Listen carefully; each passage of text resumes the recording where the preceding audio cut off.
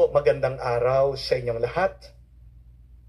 Meron pong isang true to life story na kinwento po mismo ni St. John Marie Vianney, ang kura paroko po ng Ars at ang patron saint naming mga pari. Sabi po niya nung minsan, meron pong isang dalaga na dumating sa parokya at nangumpisal po sa kanya. Pagkatapos po sinabi ng babae yung mga kasalanan niya dito sa santo, nagtanong po ang pari, wala ka na bang ibang nakalimutang ikumpisal? At nag-iisip po itong babae, sabi niya, wala na po akong matandaan. At dito po nagtanong St. John Marie Vianney, ang pare, kung wala ba daw naaalala itong dalaga na isang party o pagsasalo-salo na kung saan meron pong isang gwapong lalaki na ayaw makipagsayaw dito sa dalaga. Pinili daw nitong gwapong lalaki lahat ng mga babae doon para sumayaw. Natatanging itong babae na nagkukumpisal sa kanya ang hindi daw inanyayahan nung gwapong lalaki. Hindi daw pinansin itong dalaga. At tinanong daw po itong pare, si St. John Marie Vianney, yung dalaga, kung naaalala ba niya yung lungkot na naramdaman niya nung gabing yun. Kasi hindi siya niyaya, hindi siya pinuntahan, nilapitan nitong gwapong lalaki. At doon na po naalala nung babae. Sabi niya, o nga po, no, napakasakit tong aking loob nung gabing yon. Kasi tinitignan ko po yung lalaki, gusto ko talaga nalapitan niya ako para makipagsayaw siya sa akin. Pero kahit na paano ko siya tignan, hindi niya ako matignan ng diretsyo. Tinatanggihan niya yung aking pag-aaya. At naalala daw po nung dalaga, may kulay asul yung paanan po nitong gwapong lalaki. Naglo-glow daw po ng kulay blue yung kanyang paa. Nagtataka yung babae, ano yung liwanag na yon na nanggagaling dun sa paa ng gwapong lalaki? At dito po nagsalita si St. John Marie Vianney, tong santo, ang sabi niya, dapat magpasalamat ka kasi nung araw na yon, niligtas ka ng Diyos sa kasamaan at kapahamakan. Dahil yung gwapong lalaking iyon ay ang demonyo na nagkatawang tao. At nakikipagsayaw siya sa mga babaeng makasalanan.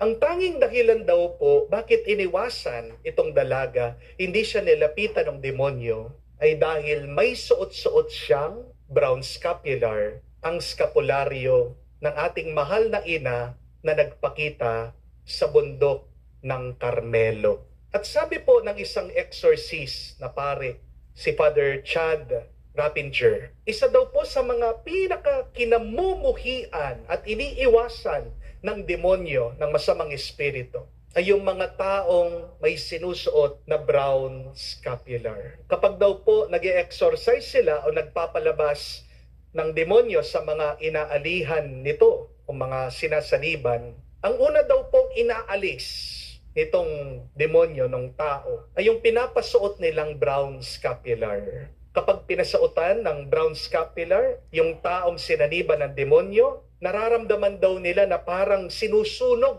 yung kanilang leeg. Sabi po kasi ng ating mahal na ina, si Maria, nung nagpakita po siya kay Saint Simon Stock sa bundok ng Carmel, that whoever wears this scapular devoutly and perseveringly shall be given a sign of salvation, a pledge of peace, and a protection from danger. Pero para po maging mabisa ang skapularyo na suot natin, dapat meron pa tayong dalawang gawin. Ang una ay dapat palagi tayong magrosaryo. At pangalawa, kailangan tayong magsisi sa ating mga kasalanan, tayo'y mangumpisal sa Diyos. One of the best partner of the scapular is praying the Holy Rosary. Wala pong bisa ang skapularyo at ang rosaryo kung hindi tayo nagdadasal sa Diyos. Amen? Hindi lang po palamuti o dekorasyon ang skapularyo at ang rosaryo. Kapag sinusuot mo ang skapularyo, pag nagdadasal ka ng rosaryo, ito po ay isang tanda ng malalim na paniniwala mo, pananalig at pananampalataya sa Diyos. Isang dahilan bakit hindi nananalagin ang tao ay dahil sa kanyang kataasan ng loob. Prayerlessness starts with pride. You think you are better than God. That is why you do not pray. When you pray, you show your deep trust to God. Kaya nga, pag ikaw ay nakasuot ng skapularyo, pag nananalangin ka ng rosaryo, pinapakita mong yung pagpapakumbaba, pananalig sa Diyos, diyan ka mas binabasbasan at pinagpapala ng may kapal. Amen? But second, we must repent so that we can also receive God's protection. Wala din pong kwenta ang skapularyo kung patuloy ka pa rin sa iyong pagkakasala. Tanda po ang skapularyo ng ating pagnanais na maging mabuti at tapat. Harinawa, yung iba po sa inyong nakasuot na ng brown scapular. Huwag gawing anting-anting ito. Tandaan niyo po ito.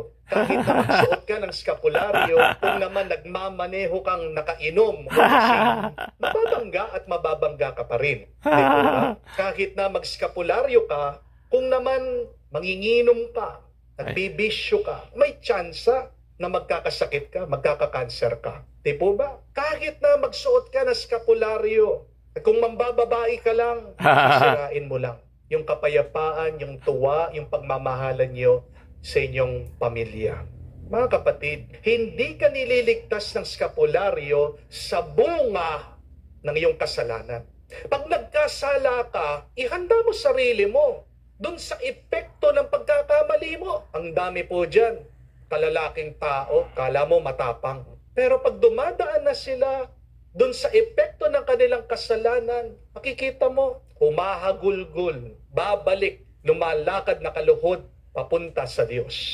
Kung talagang pinipili mong magkasala, ihanda mong sarili mo sa pagdurusa. Hindi aalisin ng skapularyo yung parusa na nakatapat sa iyo dahil pinili mo magkamali. Amen? Pero kung gusto mong maawa ang Diyos sa iyo, kailangan kang magpakumbaba, magsisi, at maging tapat muli sa Kanya. Amen? Ang skapularyo ay tulong para maiwasan natin na tayo ay mahulog sa tukso ng demonyo.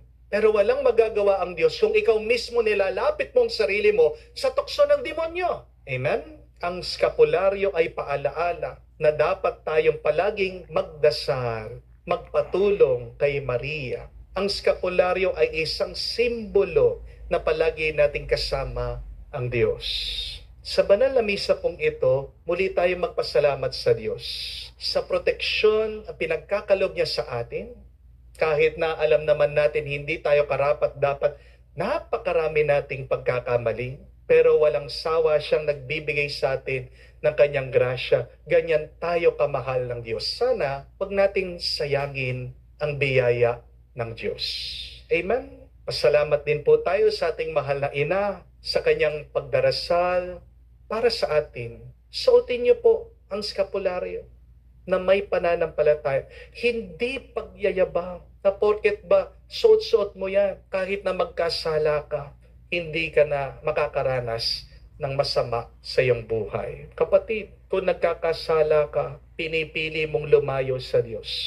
Ang talagang pinipili mo, kamatayan. Amen? Kapag sinusuot mo ang skapularyo ng Mahal na Birhen Maria, isang tanda na pinipili mong mas mapalapit pa sa Diyos, maging mas kawangis pa ng may kapal na gumawa sa iyo. Magdasal po tayo na tayo ay malayo sa lahat ng masama, na tayo ay pagkalooban ng lakas ng Diyos para pagpatuloy natin ang mission natin dito sa mundo. Nasabihin natin, Mahal na Ina, Maria, nagpakita sa bundok ng Carmel. Ipanalangin mo kami, ilapit mo kami sa iyong anak si Jesus, ang aming buhay, ang aming lakas.